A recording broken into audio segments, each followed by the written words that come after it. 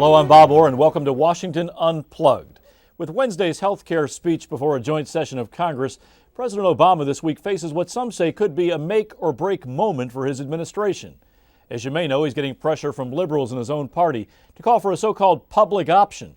At the same time, conservative Democrats are afraid of the price tag of that. But that's hardly Mr. Obama's only worry. Right now, he's also under attack from right-wing talk show hosts, and even his speech tomorrow to America's school children seems to be drawing some fire.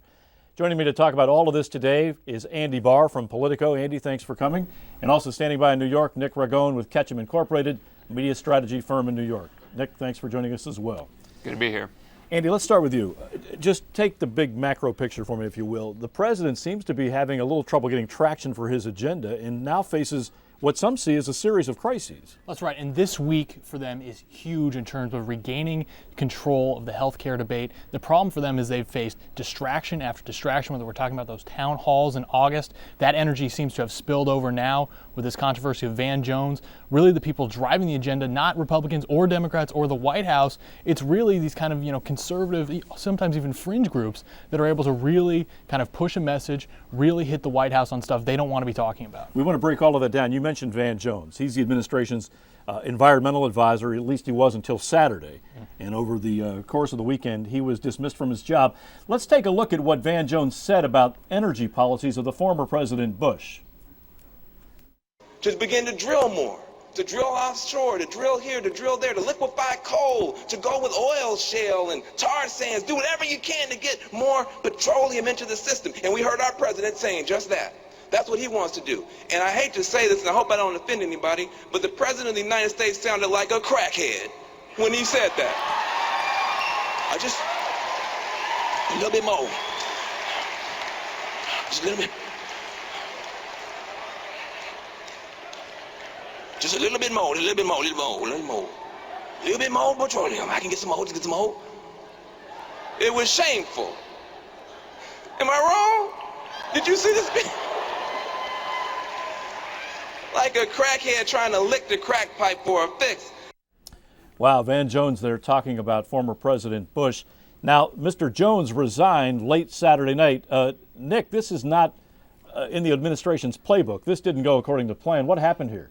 Well, I love Van Jones' statement. He said, I hope I don't offend anybody, and then he goes on to do exactly that, and he knew what he was doing. So the right-wing fringe groups didn't get Van Jones. Van Jones got Van Jones, and that's actually indicative of a bigger problem with the Obama administration as far as vetting people. I mean, they've had lots of miscues from Daschle, not of Van Jones. But that aside, the earlier point's the right one, which is this week the president needs to get back the agenda. It's not just the fringe groups, though. The last 6 to 8 weeks have been a disaster for him.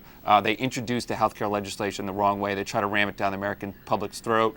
They left it too vague. They got off stride with the Professor Gates thing. And now this week, Van Jones threatened to do all that. So he needs to take this week and seize the initiative, or else the whole fall could be in jeopardy as far as his message. Now, Nick, tomorrow the president will speak to America's school children. That seems benign. I mean, he's making a statement about stay in school, study hard, and even that seems to have backfired on the White House. Yeah, that one, it's harder to explain that. I think that is really more the fringe right trying to find anything to get up in arms over. Other presidents, Reagan, I think Bush the first, has spoken to school children. I will say, though, that his speech did seem a little bit more like focus group testing than it did a speech. There was a little unease there, but I think the far right might be overplaying their hands with that one. It's hard to find fault with the president trying to speak to the school children of America. So, Andy, Nick makes the point, and you made the point as well, the administration really has to get this thing back on track. But now here tomorrow is this school speech, and that will dominate the news headlines probably, or at least the news cycle for 24 hours. Right, and of course their message right now is health care. They really want to drive that home. They've got that joint speech to Congress on Wednesday, but this school speech has been a huge distraction. You've got a lot of people on the right saying that this is Obama trying to indoctrinate kids. It's kind of hard to think of something that seems more apolitical than talking to kids about studying hard and making sure they focus on their education. You had Education Secretary Arne Duncan saying that the goal is just to get 1 or 2 kids, maybe a little more focused, move from a B to an A student, and that would be a huge win for them. But they've got a short time frame where they can move the needle on this healthcare debate. When you think about the things they've got to get done in the rest of this legislative session, which really isn't that much longer left now, they really have to push this week and the next. Otherwise, they are in a really bad position. So, Nick, for a minute, put on the hat, if you will, of White House advisor. You're in the media strategy planning with the Obama administration. How do you do this? How do you get the message back? What would you be telling them? Well, the first thing I would say is don't get off message. I agree. The speech to the school children seems innocuous, but that's another news cycle they're going to lose because people are going to be focused on that. And it needs to be healthcare, healthcare, healthcare for the next 2 or 3 weeks. Every day you get one message, you get one shot at a message from the White House, and it's got to be healthcare. You can't be extemporizing about other things. You can't get distracted into other things because, as Andy said, you got a couple 4, 6, 8 weeks to get this done before they go into recess for the elections and or midterm. And he's got to get it done now or else it's going to be lost. Now, the president and the administration kind of adopted a strategy, it seems, at the beginning on health care, that they didn't put out, here's the blueprint of what we want. They trusted that Congress would come up with a plan that they could sign off on.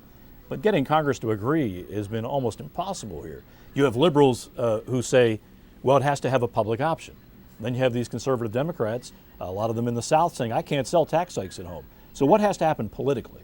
Well, the interesting thing is they set this up as something where they thought, okay, legislatively, what makes the most sense is we're going to have the House and Senate agree on a bill, any bill, and then we're going to go to conference and hash out the details. The problem is the politics of it and the messaging of it, because no one's really clear what the White House plan is. No one really knows what exactly they want. We aren't even sure if they want or don't want the public option in that. So it kind of makes sense if you're operating in some sort of political vacuum. But in terms of driving home the media message every day, in terms of the politics and people going home, representatives and senators going home to their districts and trying to sell this, it's very unclear what the White House wants, has really muddled the message, and has created problems for some of their allies on Capitol Hill. At the same time, while healthcare is the topic number one for the week, at the end of the week, there's going to be this march on Washington, which has been put together by some anti-big government folks.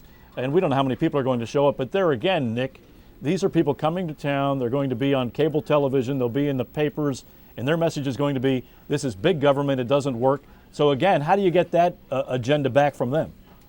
Well, I mean, you can look at the lineage of it. It goes from the Tea Parties, right, which happened, 3-4 months ago and kind of dominated right-wing talk shows and right-wing news and bled into the mainstream media.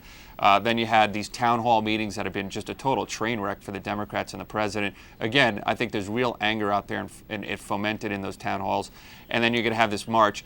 I think the president, I think Andy's point is right. He hasn't defined his own bill. He left it up to Congress, and I think that's been the biggest mistake, is that it's so vague that the opponents to it are picking apart what they want to see in it, and the president really doesn't have his own plan. There's 5 different plans floating around in Congress, and I think he needs to spend the next 2, 3, 4 weeks defining what the public option means, selling it hard, and putting some real description around it so people know what is it that we're talking about. Because right now it's still kind of vague, and the opponents of the plan are using, the death panels and other parts. They're finding little pieces here and there and sort of speaking ill against the whole thing. And I think the president needs to make it much more descriptive and clear. Part of the problem, though, Nick, is that the administration's opponents here, if you will, seem to be people with talk shows and cable television, some of the right-wing bloggers. How do you combat those people? Because they're looking for every little thing they can to try to take the administration plan off track. Well, I mean, it's no different, though. George W. Bush had, left-wing bloggers, Daily Kos, and left-wing shows like Keith Olbermann. So the idea that, that's exclusive to the right wing only, having bloggers and radio and TV is I don't think it's quite true. I mean, it's been on the left as well. I think the only difference is that they're more active, they're more vocal. I think there is a hint of real anger over the way healthcare was handled, and that was trying to ram through Congress so quickly. And it is a huge issue, and I think the president would have been wiser to step back and said, we're going to take our time on this and do it right and really air it out instead of trying to force it through Congress. And I think the way the administration has gone about it has really lit up the right in a way that they haven't in a long time. And finally, as we wrap this up, both you guys can take a crack at this. Andy, we'll start with you. Give me some context. How big of a moment is this for the president? This is huge. This week is huge in terms of regaining control of this message. If they can't do it with that speech on Wednesday, it's kind of unclear what they're going to do. Now they are going to pass some sort of bill. He is going to sign something he can call healthcare reform. But what's in it, what they can call a win, is going to get determined this week. And Nick, what about you? If he doesn't get a big win on this point, how much trouble is he in? He's in huge trouble if he doesn't get a huge win. I agree with Andy, he'll get something, but whether or not it has the public option and the left embraces it, if you think about it, the big three issues are still the economy, it's sputtering, the deficit is spiraling out of control, and if he doesn't get healthcare overhaul, he goes into the 2010 elections not having done all that much, and I think it's going to be, if the Republicans win in New Jersey and Virginia in November this year, they're going to have a lot of momentum. So this is a make or break deal, I think. All right, Nick Ragone from Ketchum, thanks for joining us today.